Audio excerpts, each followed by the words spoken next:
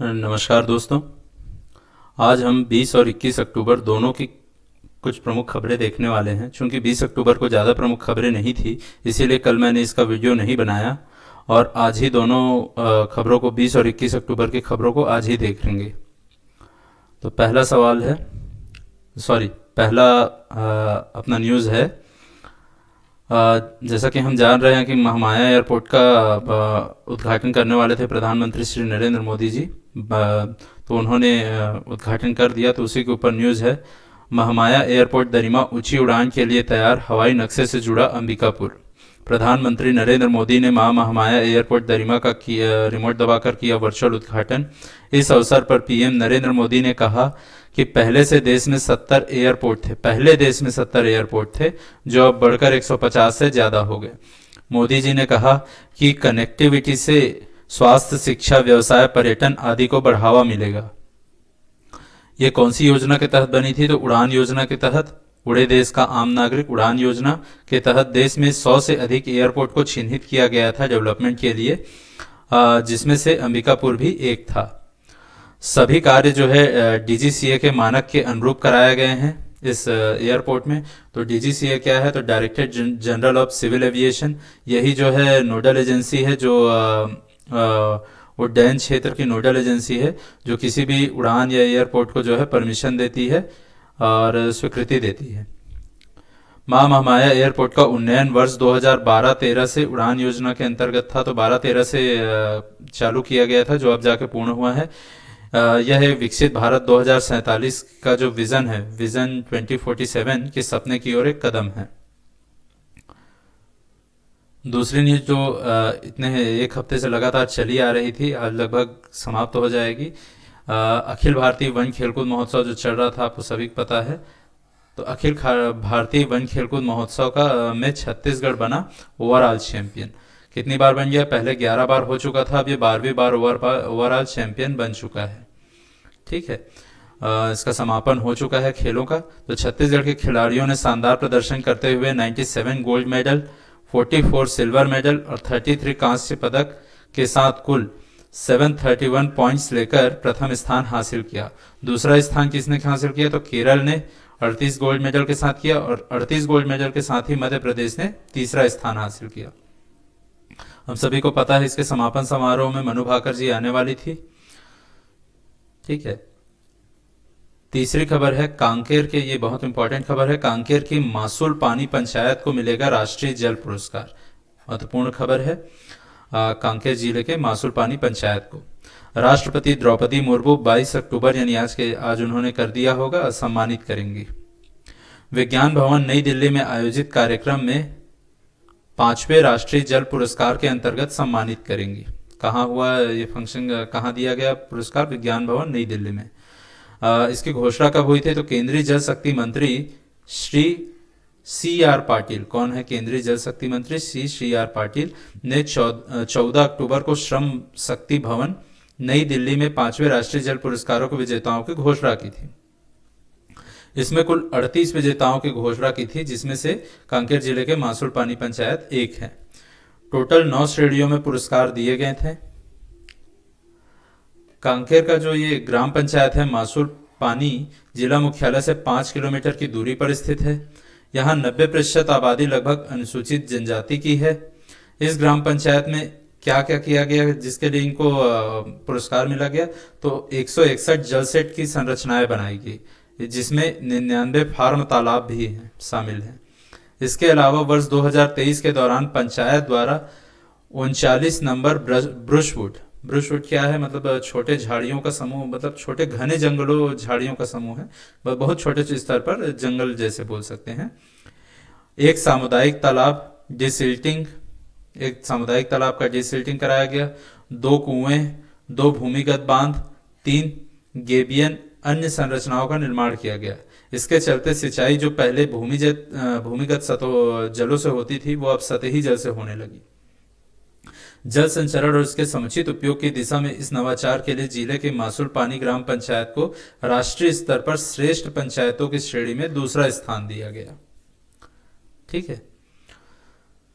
चौथी खबर है आप जान रहे हैं पुलिस कर्मियों के प्रति रखें मानवीय दृष्टिकोण। आप जान रहे हैं कि पुलिस स्मृति दिवस था कल। उसी में श्री रमन डेका जी, कौन है महामहिम श्री रमन डेका जी, हमारे राज्यपाल हैं छत्तीसगढ़ के। तो उन्होंने वो शामिल हुए थे। उन्होंने कहा पुलिस कर्मियों के प्रति रखें मानवीय दृष्टिकोण। पुलिस स्मृति दिवस के परेड में शामिल हुए थे राज्यपाल और मुख्यमंत्री भी शामिल हुए थे।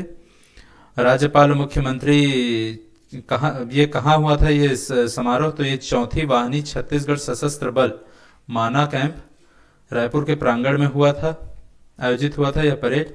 राज्यपाल ने आगे कहा कि छत्तीसगढ़ जैसे राज्य में जहां नक्सली समस्या एक गंभीर चुनौती बनी हुई है, वहां हमारी पुलिस ने जिस प्रकार से साहस, धैर्य और निष्ठा के साथ समस्या का सामना किया है वह सराहनीय है।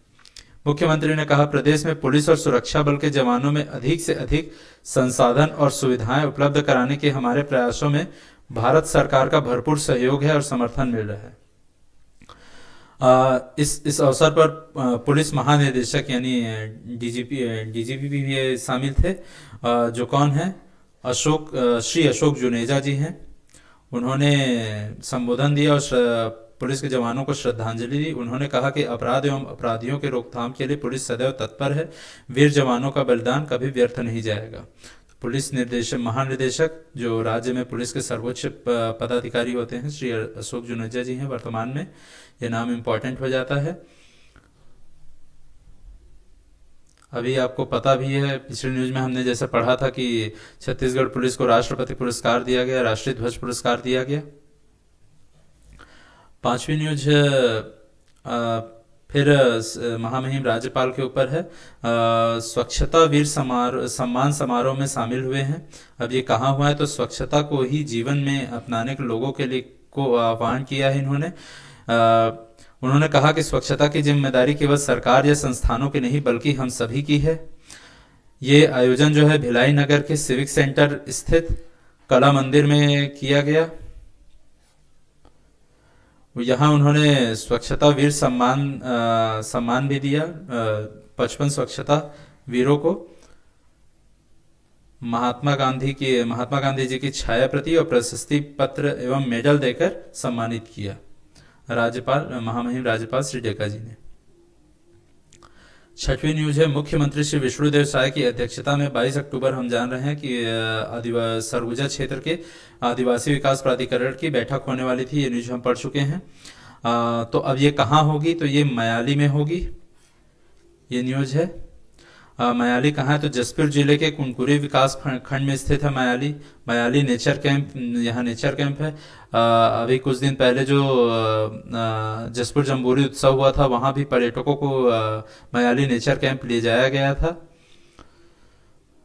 मुख्यमंत्री इसके पश्चात अपने गृह ग्राम बगिया जाएंगे और निज निवास में रात्रि विश्राम करेंगे। तो यहाँ ये मतलब छोटी सी न्यूज है कि मुख्यमंत्री कहाँ से हैं, तो उनका गृह ग्राम बगिया है। 7वीं न्यूज है इंदिरा गांधी कृषि विश्वविद्यालय में एग्री कार्निवल 2024 यूथ कॉन्क्लेव का आयोजन होने जा रहा है। कब से होगा? तो ये 22 अक्टूबर से 25 अक्टूबर तक चलेगा। ठीक है। इस कार्निवल में राष्ट्रीय किसान मेला एवं कृषि प्रदर्शनी का भी आयोजन किया जा रहा है। इसका शुभारंभ जो है 23 अक्टूबर को मुख्यमंत्री द्वारा किया जाएगा।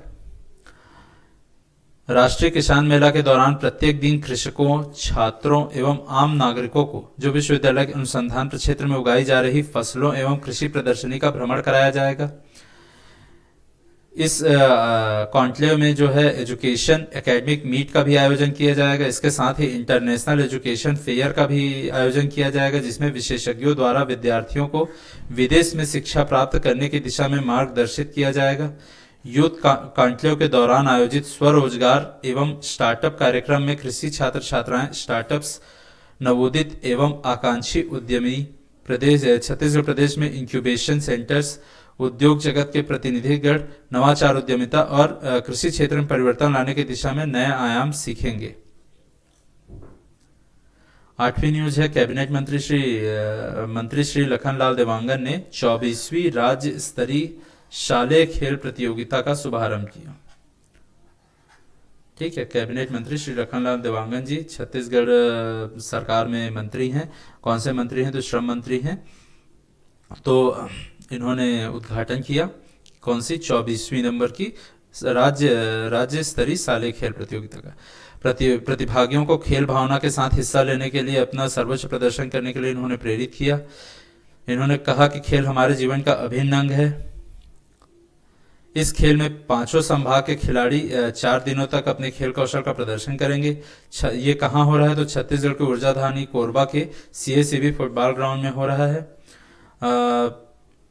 इस अवसर पर जो कोरबा के जिला शिक्षा अधिकारी श्री टीपी उपाध्याय जी ने बताया कि इस राज्य स्तरीय खेल प्रतियोगिता में प्रदेश के पांचों संभाग आपको पता है, बस्तर, दुर्ग, रायपुर, सरगुजा और बिलासपुर के लगभग 520 छात्र छात्राएं, लगभग 260 बालक 260 बालिका शामिल होंगे।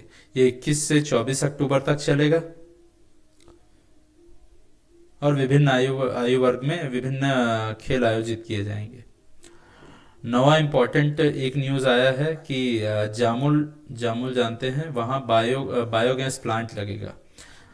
नगर निगम भिलाई, छत्तीसगढ़ बायोफ्यूल्स प्राधिकरण एवं भारत पेट्रोलियम के बीच एक कंसेंट एग्रीमेंट यानी एमओयू पर साइन हुआ है इसके लिए।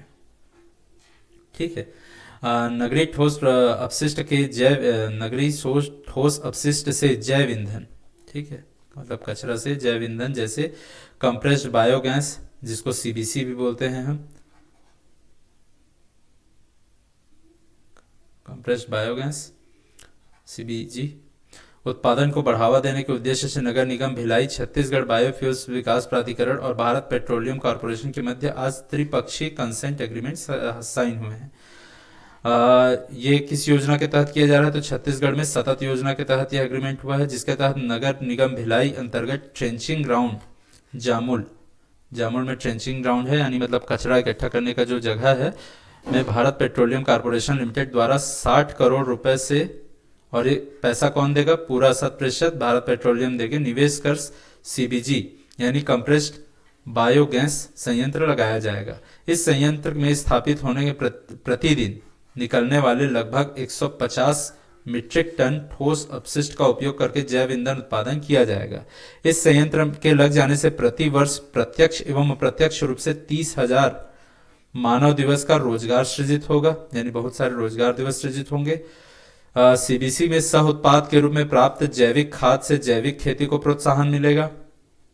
बाई प्रोडक्ट से संयंत्र की स्थापना से ग्रीन हाउस गैस उत्सर्जन में कमी आएगी। कैसे कमी आएगी?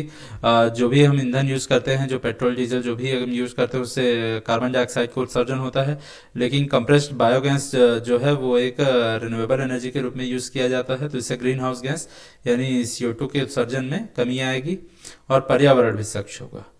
सीबीजी के उपयोग से राज्य नेट जीरो एमिशन की दिशा में अग्रसर होगा। नेट जीरो एमिशन का मतलब क्या है? तो नेट जीरो का एमिशन है जितना हम CO2 प्रोड्यूस करते हैं, कार्बन डाइऑक्साइड प्रोड्यूस करते हैं, उतना ही CO2 हम कैप्चर कर लेंगे, तो ये नेट जीरो कहलाता है। ठीक है। तो वर्तमान में क्या है, हमारा कैप्चर से उत्सर्जन ज़्यादा रहता है, इसलिए हम पॉजिटिव में रहते हैं, लेकिन इसको नेट जीरो लाने के लिए उत्सर्जन को कम करना पड़ेगा। तो ये बायोगैस प्लांट जो है उत्सर्जन कम करेगी, जिससे उत्सर्जन और जो संग्रहण दोनों बराबर हो जाएगा और नेट जीरो हो जाएगा। 10वीं खबर उसी मयाली नेचर कैंप के ऊपर है, जो मैं भी बता रहा था। ठीक है। तो पर्यटकों के लिए मनमोहक है मयाली नेचर कैंप। कहाँ है? तो पर्यटक क्षेत्र में नई पहचान बना रहा है मयाली नेचर कैंप। सरगुजा क्षेत्र प्राधिकरण की बैठक हो रही है, जिसके मुख्यमंत्री अध्यक्ष होंगे। ये कितने जिला मुख्यालय जसपुर से तकरीबन 30 किलोमीटर दूर कुनकुरी विकास खंड के अंतर्गत आता है। एक ओर से खूबसूरत पहाड़ियों की वादी और इसकी तलहटी में है अथाह जलराशि समेटे मयाली बांध के किनारे है, और इसके चारों ओर हरियाली, ऊंचे ऊंचे पेड़ मयाली को मनमोहक बनाते हैं। मुख्यमंत्री विष्णुदेव साय ने के मंशा रूप मयाली में पर्यटकों की सुविधाएं विकास कार्य भी कराए जा रहे हैं। तो पता होना चाहिए मयाली नेचर कैंप यहाँ कौन सा डैम है? तो मयाली डैम है। 11वां न्यूज जल जीवन मिशन के ऊपर है। तो माननीय उप मुख्यमंत्री श्री अरुण साव जी ने जल जीवन मिशन के ऊपर एक मीटिंग ली थी। उसमें उन्होंने कहा मिशन मोड पर हो जल जीवन मिशन के काम, नल जल की हर योजना पर बारीकी से करे काम। ठीक है। ये कहाँ लिए थे? तो इन्होंने सरगुजा संभागीय मुख्यालय अंबिकापुर में लोक स्वास्थ्य यांत्रिकी विभाग, जो इसकी नोडल एजेंसी है इस योजना की, के कार्यों की प्रगति की समीक्षा ली। अधिकारियों को FSTC कवरेज की समीक्षा और जांच कर लोगों को फीडबैक लेने के लिए कहा। ठीक है, FSTC क्या है? फंक्शनल हाउसहोल्ड टैप कनेक्शन, कि मतलब जो कार्य किए जा रहे हैं जल जीवन मिशन के तहत, उसमें टैप कनेक्शन जो है फंक्शनल है या नहीं। प्रगतिरत कार्यों में तेजी लाने के लिए और पूर्ण करने के लिए कहा। हर घर जल स्वच्छ सुरक्षित पेयजल पहुंचाना प्रधानमंत्री श्री नरेंद्र मोदी का सपना है, उन्होंने ये बताया। आम लोगों के लिए इस मिशन का कितना महत्व है, उतना ही महत्व सरकार के लिए भी है, उन्होंने ये बात भी कही। उन्होंने ये बात भी बताई कि इसमें कितना है, तो रोजाना 55 लीटर प्रति व्यक्ति पानी मुहैया कराना है। ग्रामीण पेयजलों की इससे समस्या दूर होगी। 12वीं खबर है राज्य निर्वाचन आयोग के ऊपर। ठीक है, तो आयुक्त छत्तीसगढ़ राज्य निर्वाचन आयोग के जो आयुक्त हैं श्री अजय सिंह ने बताया है कि नगरीय निकायों के निर्वाचन हेतु निर्वाचन नामावली जो तैयार की जा रही है, उसमें संशोधन, उसमें जो कार्यक्रम है उसमें संशोधन किया गया है, उसमें डेट जो है वो चेंज किए गए हैं। जैसे इसमें बताया गया है कि दावा आपत्ति प्राप्त करने की जो अंतिम तिथि है उसे 1 सप्ताह की वृद्धि की गई है। निर्वाचन नामावली का अब अंतिम प्रकाशन जो है 27 नवंबर को किया जाएगा। ठीक है, पहले 23 अक्टूबर तक जो है वो दावा आपत्ति की तिथि थी, अब उसे बढ़ाकर 30 अक्टूबर कर दिया गया है। दावा आपत्ति जो भी मिला है उसके निपटारे की अंतिम तारीख 8 नवंबर होगी। ठीक है, इसी तरह प्रारूप का एक में रजिस्ट्रीकरण अधिकारी सह रजिस्ट्रीकरण अधिकारी को दावा प्रस्तुत करने की अंतिम तिथि 8 नवंबर 2024 तक है। अगर उनको कुछ दिक्कत होती है तो 8 नवंबर तक बता सकते हैं। प्रारूप का एक ही है जिसमें हम निर्वाचन नाम जोड़ते हैं। प्राप्त दावा निराकरण करने की अंतिम तिथि 12 नवंबर है। तो आज के लिए बस इतनी ही खबर है। इसमें जो भी खबरें जो बताई गई हैं उसके इर्द गिर्द के खबरें या जानकारियां आप कृपया एकत्रित करें, उनसे हमेशा परीक्षा में सवाल बनाए जाते हैं। धन्यवाद।